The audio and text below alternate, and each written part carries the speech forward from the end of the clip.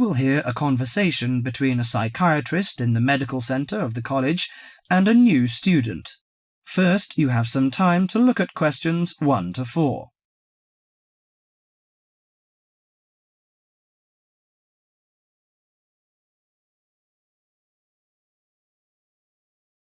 Now listen carefully to the conversation and answer questions 1 to 4.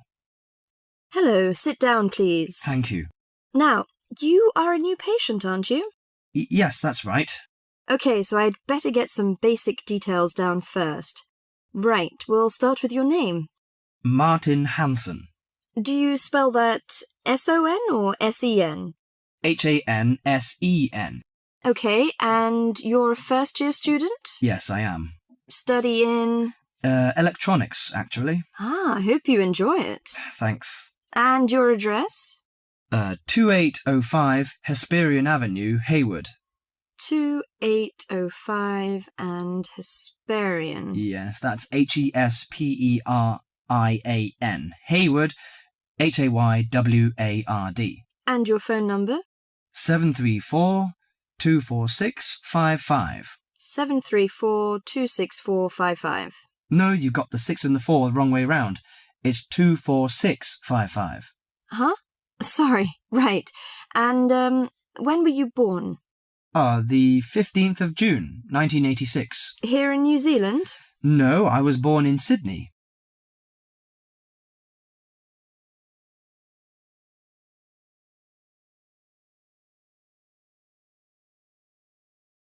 Before you hear the rest of the conversation, you have some time to look at questions 5 to 10.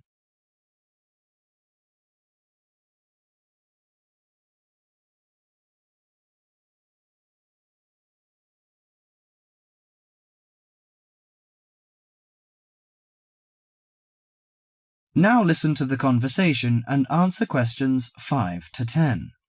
Good. So, what's your problem? Well, frankly, I wonder whether it is a problem.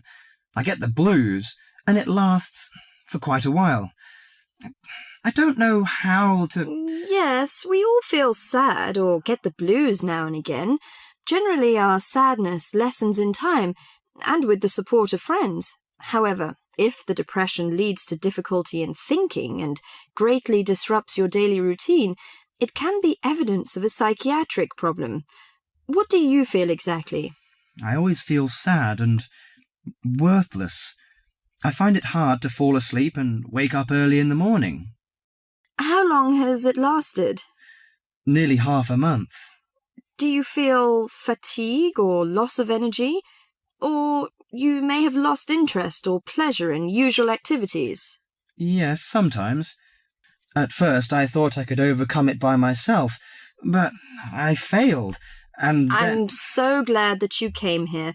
It seems that you are suffering mild depression from your symptoms. Depression? Yes, I feel depressed sometimes.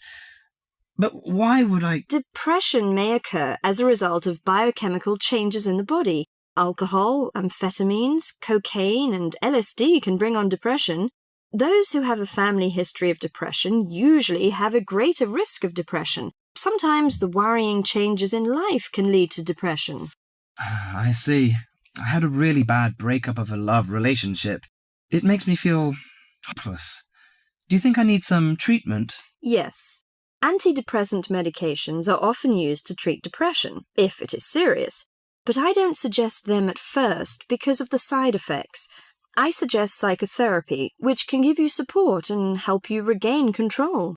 So do I need to come here every day? No, I will arrange counselling sessions for you, which will last 12 to 20 weeks. You come here once or twice each week. The psychotherapy is directed at helping you gain insight and understanding about events in your life, which may have contributed to your depression. With growing insight, you can often learn more effective ways of coping with your feelings and changing your behaviour.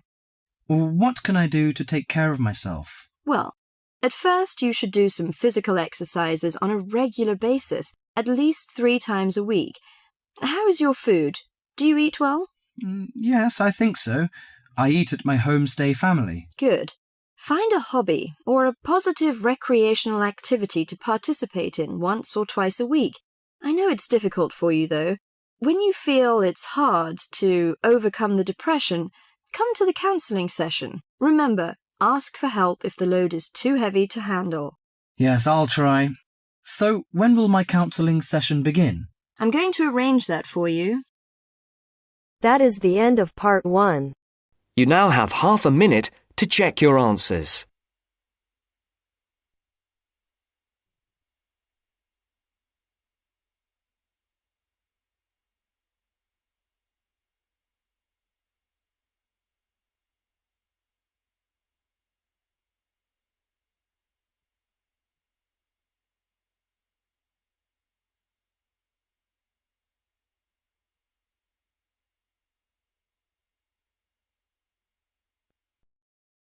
Now turns to part 2. Part 2. You are going to listen to a radio program on sleep deprivation. First, you have some time to look at questions 11 to 15.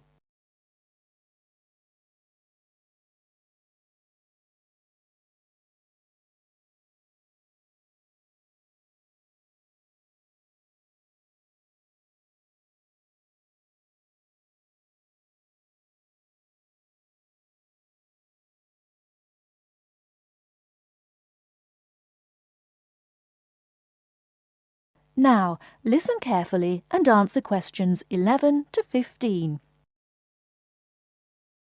With us in the studio today are Dr. Peter Collins, a senior lecturer in the Department of Psychology at the University of Chicago, and Helen Gardner, the author of the book Deep Sleep. They've come to our studio to discuss the effects of sleep deprivation and also give some tips to the sleep-deprived on how to deal with the problem. Welcome to the studio, Helen and Peter. Now, Peter, what are the reasons for sleep deprivation and how can it affect our lives? Well, the research into sleep deprivation started in the late 50s and has been going on ever since. Many researchers link sleep deprivation with electricity, television and computers, which have enabled humans to work 24/7. Before electricity was invented, people's body clocks were synchronized with the sun's schedule, and the average time they spent sleeping was 8 to 9 hours a night. By 1975, that average was down to 7 hours, and today 1/3 of us sleep less than 6 hours a day.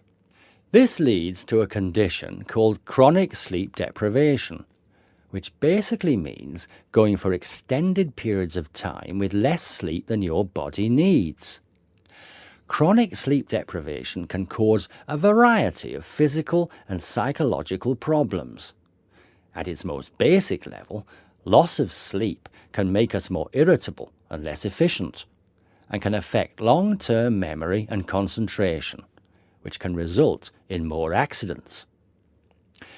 According to the latest research into sleep deprivation is the main reason for 3% of plane crashes, 10% of domestic accidents, 20% of accidents at work, and 45% of all traffic accidents. Research into the physical effects of chronic sleep deprivation suggests more serious and significant long-term complications. Research from my university, the University of Chicago, has shown that sleep deprivation interferes with how the human body regulates insulin and sugar metabolism, which can increase the risk of diabetes. People who are sleep deprived have weakened immune systems and are more prone to viruses and other kinds of infections. People who don't get enough sleep have cognitive problems or difficulties processing and assimilating new information. Lack of sleep affects long-term memory and slows down such abilities as judgment and reaction times. Some researchers link sleep deprivation with obesity, indicating that sleep disorders and eating disorders are often linked. Before you hear the rest of the talk, you have some time to look at questions 16 to 20.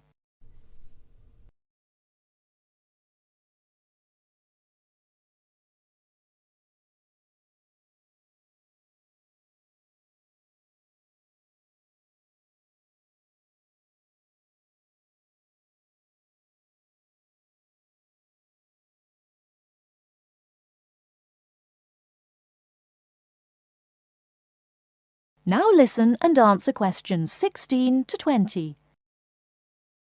Helen, you've done a fair amount of research for your recent book on helping people deal with sleeping problems. Could you give our listeners some tips on managing their sleep? Well, if you spend several hours a night tossing and turning in bed, trying to fall asleep, you first have to find out how much sleep you need. To do so, you'll need to try and sleep 6 to 9 hours a night. Set aside 3 days for the experiment. It's best to do it on a long weekend or a holiday to ensure it doesn't get interrupted. During the experiment, you should go to bed at the same time every night and give yourself 6, 7, 8 or 9 hours of sleep. Then monitor the way you feel throughout the day to find out how many hours of sleep you need in order to feel your best. Once you find out how much sleep you need, you can work on improving the quality of your sleep. The main secret here is to allow yourself 1 or 2 hours to relax before going to bed. You may want to try and have a warm shower or bath before going to bed. Doing some quiet activities such as reading or filing can help some people relax. A warm drink in bed helps to induce sleepiness. Some people take up yoga or meditation to help them relax at night. Different techniques will work for different people, so it's best to experiment and find the one that suits you best. You should definitely avoid using technology before going to bed. Activities such as playing video games, watching TV, and others which require you to use your attention can stop you from falling asleep. Avoid eating before going to bed. A late dinner can disrupt your sleep. Not only is going to bed with a heavy stomach bad for digestion and can make you overweight, but it can also keep you awake for hours. Caffeine-rich drinks can increase your heart rate, which can stop you from falling asleep. Energy drinks also have the same effect on your body. You should avoid drinking these at night. The same goes for vigorous physical exercise, such as weightlifting or working out on a treadmill. In many cases, you can reset your body clock and make it tick for you by changing your lifestyle. If your sleep deprivation is severe, it's always best to seek professional advice and get an appointment with your doctor, who might prescribe you sleeping pills. Thank you, Helen. We'll be back after the break and we'll be answering questions we've received from our listeners.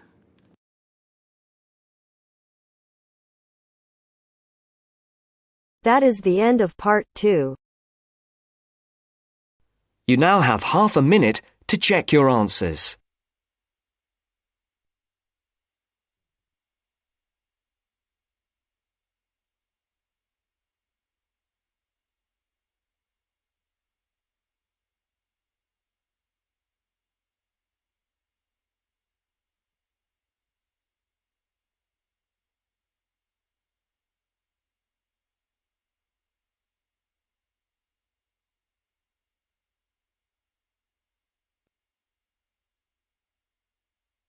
Now turns to part 3. Part 3. You'll hear a woman calling Laverton Arts Centre for some information. First, you have some time to look at questions 21 to 26.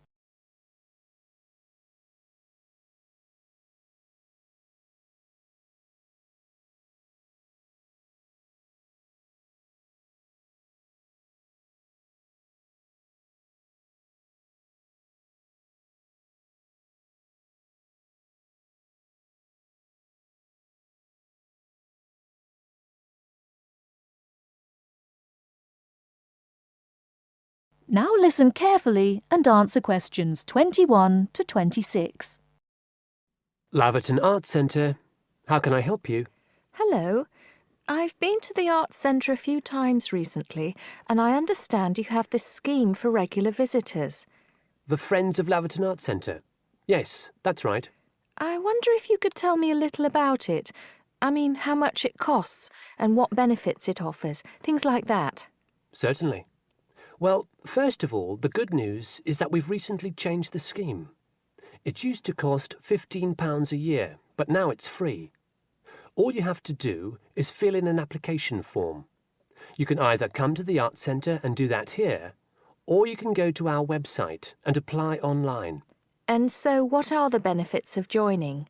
There are actually quite a few. As a friend of Laverton Arts Centre, you'll receive a newsletter every 3 months with information on all the forthcoming events. That sounds useful. You also get priority booking for shows and concerts in the main theatre. Can you explain how that works exactly? Yes. What that means is that when tickets go on sale, for the first 2 days they're only available to Friends of the Arts Centre. So as long as you book early, you can make sure you get seats. Great! Do you ever offer discounts to Friends of the Centre? Under the old system, when you had to pay to be a member, we did. Under the new system, there won't be any discounts for shows in the main theatre or films at the Arts Cinema. Having said that, we will be offering some discounts to members for performances in the small theatre. There'll be information about this in each issue of the newsletter. I suppose I can find that information online as well, can I? Absolutely. Actually, we're redoing our website at the moment. Right now, there actually isn't a special section for Friends of the Arts Centre on the website. Once the site's been redesigned, there will be. You'll be able to put in your username and password and enter a special section just for you. It sounds excellent. Are there any requirements, though? I mean, as a member, do I have to do anything? Yes, sorry, I forgot to mention that. There are no formal requirements at all, though obviously we have this scheme to encourage people to attend events here regularly. So we ask that you attend at least 4 events a year, whatever they are, if you possibly can. Nobody's going to count, though, and it's totally up to you. That sounds fair enough.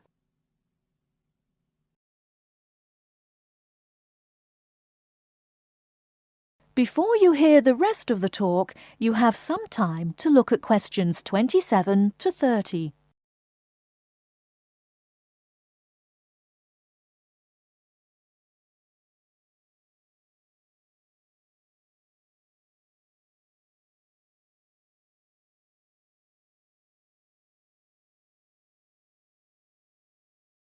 Now listen and answer questions 27 to 30.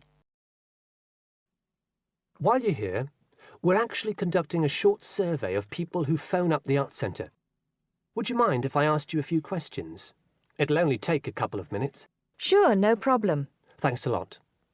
So, how many times have you visited Laverton Arts Centre in the last 6 months? Well, I've only lived in the area for the last 4 months, so not that many times. 3, I suppose. Yes, that's right. Fine. And how did you first find out about the Arts Centre? Let me think. Oh, yes, a friend invited me to a concert, and I came with her. Have you ever seen a film at the Arts Cinema here? No, I haven't, to be honest. In fact, until you mentioned it earlier, I didn't realise you even had a cinema. One more question. If we offered a free tour of the Arts Centre, including things such as going backstage to look at the dressing rooms, would you be interested in going on it? Oh, yes, definitely. I think a tour like that would be very interesting. I'd even pay for it. That's great. Thank you very much for your time. Thank you.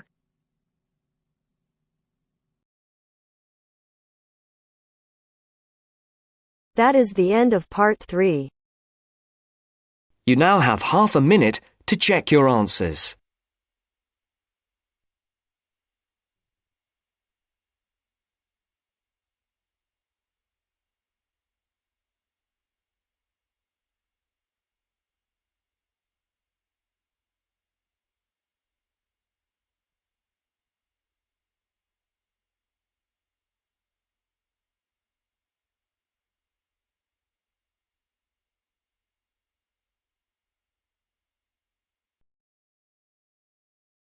Now turns to Part 4. Part 4. You are going to hear a talk on 2 famous American presidents. As you listen, fill the missing information in the notes below. First, you have some time to look at questions 31 to 40.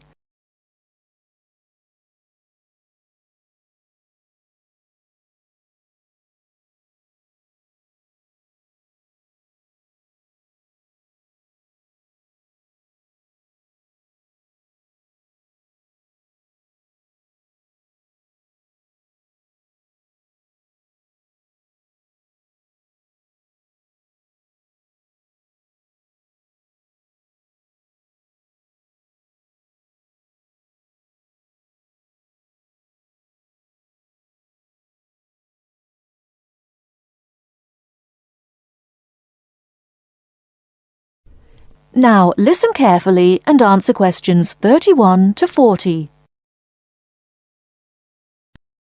John F. Kennedy and Abraham Lincoln lived in different times and had very different family and educational backgrounds. Kennedy lived in the 20th century, while Lincoln lived in the 19th century. Kennedy was born in 1917, whereas Lincoln was born more than 100 years earlier, in 1809.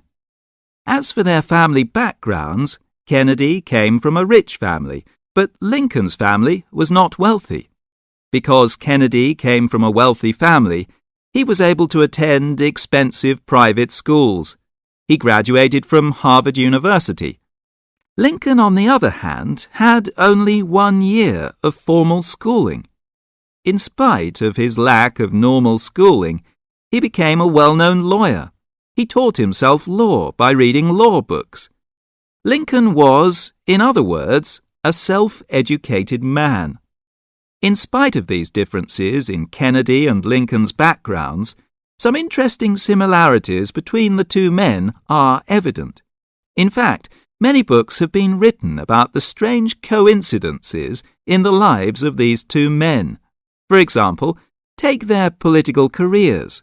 Lincoln began his political career as a U.S. congressman. Similarly, Kennedy also began his political career as a congressman. Lincoln was elected to the U.S. House of Representatives in 1847. Kennedy was elected to the House in 1947. They went to the Congress just 100 years apart. Another interesting coincidence is that each man was elected President of the United States in a year ending with the number 60. Lincoln was elected President in 1860, and Kennedy was elected in 1960. Furthermore, both men were president during years of civil unrest in the country. Lincoln was president during the American Civil War. During Kennedy's term of office, civil unrest took the form of civil rights demonstrations. Another striking similarity between the 2 men was that, as you probably know, neither lived to complete his term in office. Lincoln and Kennedy were both assassinated while in office. Kennedy was assassinated in Dallas, Texas, after only 1,000 days in office.